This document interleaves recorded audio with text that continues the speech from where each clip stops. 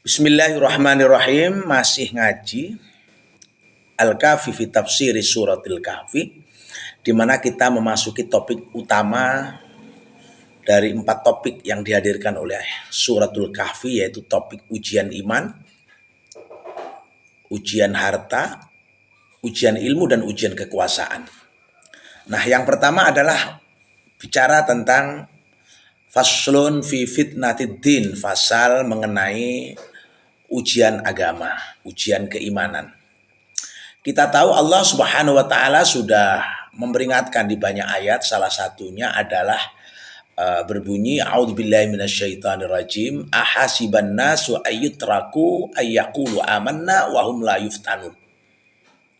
Nah, di sini Allah Subhanahu wa taala dalam Al-Ankabut ayat kedua itu menyatakan bahwa apakah manusia mengira bahwa mereka itu dibiarkan hanya mengatakan kami telah beriman, sedangkan mereka itu tidak diuji. Artinya ayat ini menjelaskan fakta bahwa setiap orang yang beriman itu akan menghadapi ujian. Jadi itu pasti itu. Bahwa kalau kemudian orang mengaku aku beriman lalu tidak diuji, itu jelas omong kosong.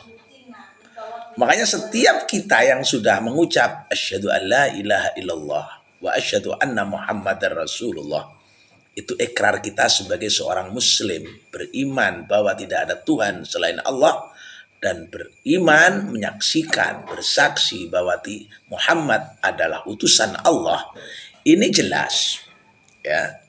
Setelah ini diuji oleh Allah, pasti itu diuji, dan ujiannya itu semakin ke sini semakin berat, bukan semakin ringan. Nah, disinilah kemudian kita melihat satu fakta kenapa iblis itu bersumpah untuk merayu manusia menjadi bala tentaranya, menjadi anggota daripada komunitasnya dengan berbagai cara, sampai kemudian ia masuk ke dalam aliran darah.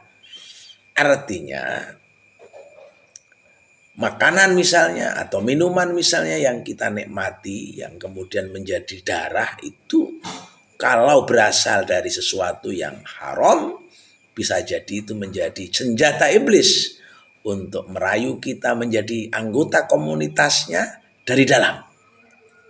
Dari dalam, ya dari diri kita.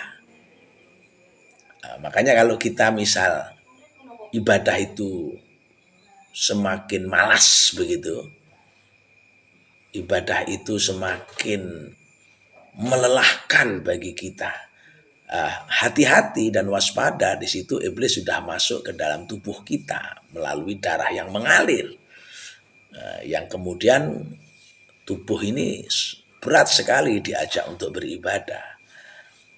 Nah, bisa jadi kita evaluasi makanan yang kita makan, minuman yang kita minum, tidak mutlak halal gitu ya, tidak mutlak bersih.